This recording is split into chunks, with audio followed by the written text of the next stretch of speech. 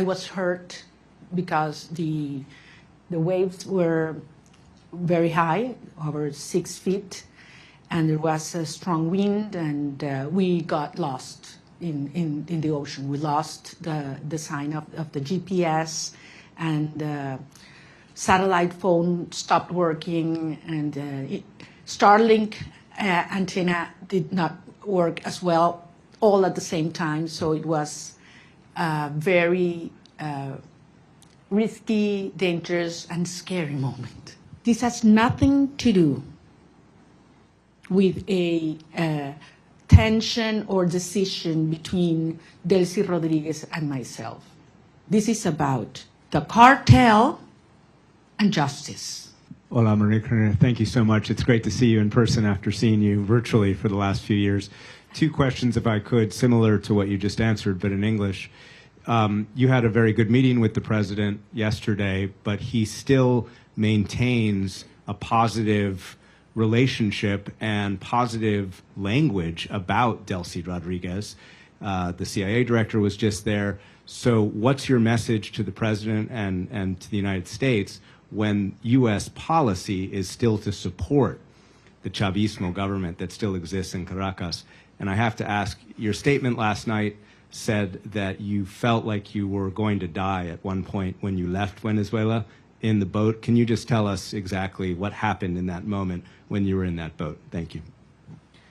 Well, regarding all the details of how and when I left Venezuela, for the protection of those involved and help me get here, I will wait until the regime is no longer in capacity to harm them, to share that in detail. Yes, there was a certain moment in the trip, in the boat, where I was hurt because the waves were very high, over 6 feet, and there was a strong wind, and we got lost in the ocean. We lost the sign of the GPS, and satellite phone stopped working, and Starlink antenna did not work as well, all at the same time. So it was very risky, dangerous, and scary moment, I have to say. And it lasted several hours. But at the end, as I say, you know, we have moved ahead de la mano de Dios. And that's why I believe it is a miracle, and I'm here. And I know that someday I will be able to tell you all the details and thank personally all those that risked their lives in order for this to happen, because they knew it was very important for our cause that I was able to leave my country at that moment. Regarding your first question, look, this has nothing to do with a tension or decision between Delcy Rodríguez and myself. This is about the cartel and justice. This is about a criminal structure that is the regime and the mandate of the Venezuelan people. That's what's at stake at this moment.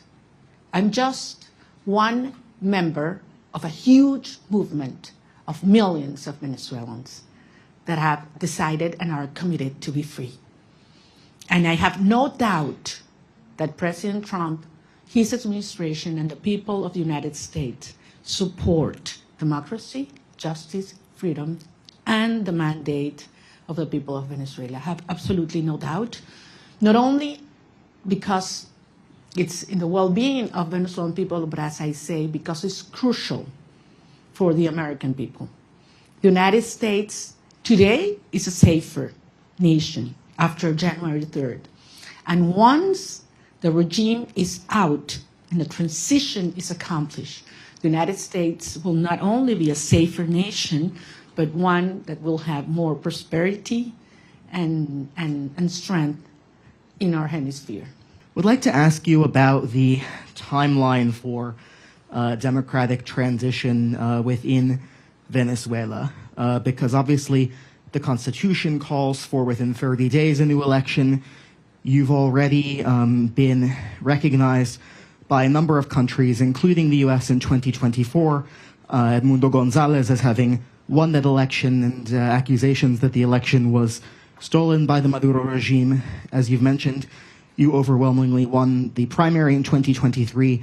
Do you have an expectation, is your expectation that the next step in this process would be a new election in Venezuela? Do you expect that to happen in 2026? Or what does the roadmap look like from getting from today's government by Delcy Rodríguez, the government de facto that is in control, to a democratically elected government? Thank you. Thank you. Thank you, Eric. Well, if the Venezuelan Constitution were respected, we wouldn't have 1,000 political prisoners. We wouldn't have 9 million people, fleeing and living around the country. We wouldn't have our president-elect exiled in Madrid. I mean, he would have taken power on January 9, 2024. So 2025, sorry. So we realize that there's no rule of law in Venezuela. I don't know actually if you're aware, Venezuela is currently in the last place globally in terms of rule of law. Out of 142 countries that have been evaluated by the World Justice Project, Venezuela is in place 142. So much for the Constitution. At the end, it is a matter of strength, and that was what made this process, starting on January 3rd, happen. I mean, that was the main difference. The regime realized that they are facing the strength of the people organized, but mostly, in this last phase, the strength of the democratic allies that are concerned about the structure of the regime, of the criminal regime in Venezuela. So this is a process that has several phases. We are in one that it's complex, as I said, in which the regime is forced to dismantle themselves some of the structures that have been maintaining them in power, starting with the repression system. That requires not only that all political prisoners are liberated, but that they are free. The fact that you are not in a prison doesn't mean that you are free. In Venezuela, they have left the jails, but they cannot speak to the press. They cannot leave the country, and they are still terrified.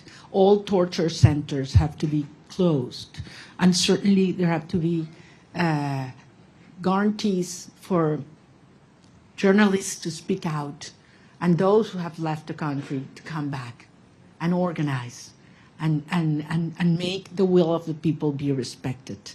Eric, believe me, I understand the urgency. I have been speaking with the families, not only of those that have been freed or liberated these last hours, but especially with those that have not, and that they don't know where their loved ones are right now. They have simply disappeared. I'm talking about hundreds of people. Actually, we found out in these last hours that there were more political prisoners than we thought, because many families had been scared just even to denounce that their loved ones had been in prison or disappeared by the regime. So some of those that have been liberated were not even registered by us. So, and this is still in place. I mean, there is a criminal structure of terror, not only on the civilian population, but also in the military.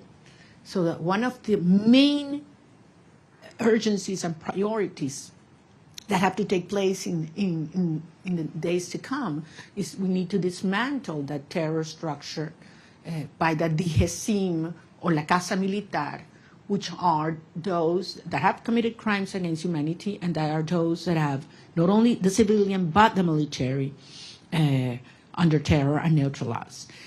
Once these steps are taken, then we can move forward in the reinstitutionalization of our government, and eventually we will have free and fair elections.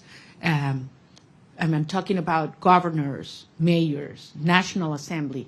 We need to have, the will of the people be expressed freely.